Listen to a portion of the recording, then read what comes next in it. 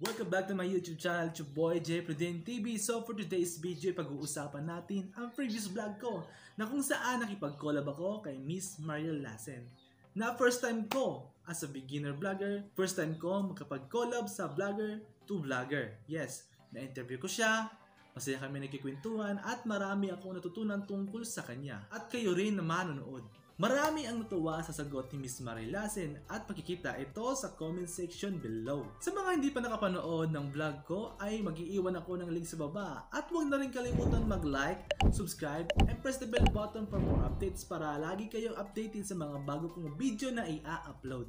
So sino nga ba si Mariel Lassen? Long story short, si Mariel Lassen ay pinanganak sa Siargao na isang sikat na lugar sa Pilipinas. Laki si Mariel Lassen sa hirap. Yes, kagaya ko, laki rin din ako sa hirap. Nakipagsapalaran sa Visayas para magtrabaho with the age of 15 years old above. Hindi man pinalad, bumalik ito sa Siargao.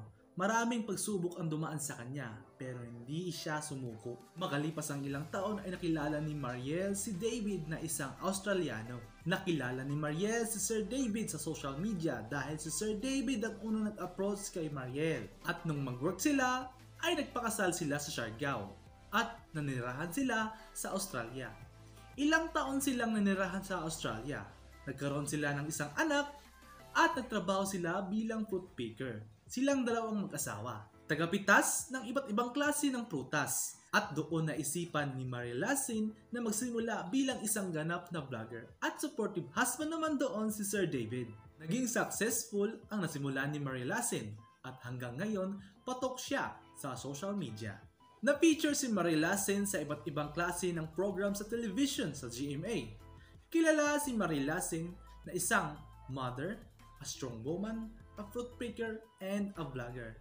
And now, kilala mo na siya. So ayun na nga, pagkatapos namin mag-collab, ay nag-usap kami off-cam pero hindi alam ni Mariel Lassen na naka-on pala yung camera ko. At ito yung video. You're welcome. Para sa akin, pag magsimula ka kasi pag-vlogger, napakamahirap. Kasi lalong-lalo na pag yung hindi ka kilala pa sa mundo. Ako kasi, as in, how many years talaga muna bago meron akong followers. Since 2018 pa kasi ako nag-start sa vlogging. And para sa akin talaga, pag magsimula ka, is patient is the key. Patient is the key talaga. Kailangan mo talaga, magantay ka lang sa tamang panahon mo na eventually na may manonood sa'yo at may mag-support ka sa vlog mo.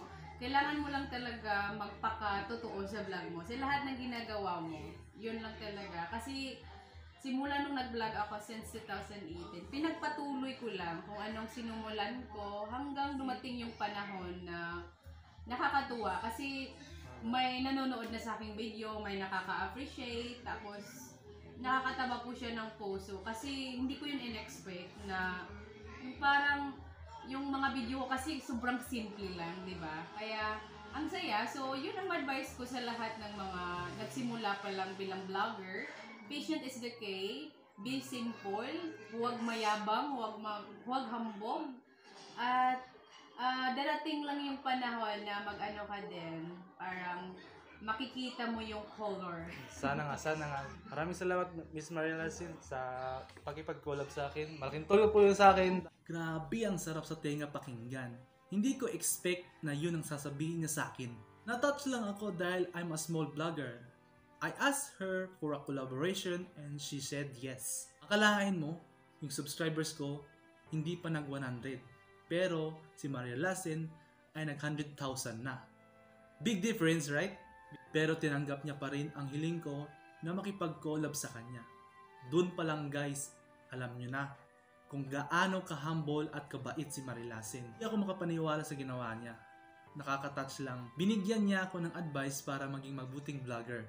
Yung collab namin umabot ng 34,000 views at yung subscribers ko tumaas, naging 745 subscribers. Dahil yan sa iyo, Mariel Lassen. At sa mga viewers dyan, salamat sa inyo. Maraming salamat Mariel Lassen dahil tinulungan mo akong umangat at tinuruan mo ako kung paano maging tunay at maging mabuting vlogger. Dahil dyan ipagpapatuloy ko ito ng mabuti at hindi ito mag-work kung wala ang payo mo. To all my subscribers, to all my viewers, maraming salamat sa inyo dahil kung wala kayo, hindi ako aabot sa ganito. Kaya maraming salamat. Again, Marilasen, to all my subscribers and viewers, maraming salamat sa inyo. That's pretty much it. Please like, subscribe, and press the bell button for more updates. It's your vlogger, J. Pudin TV!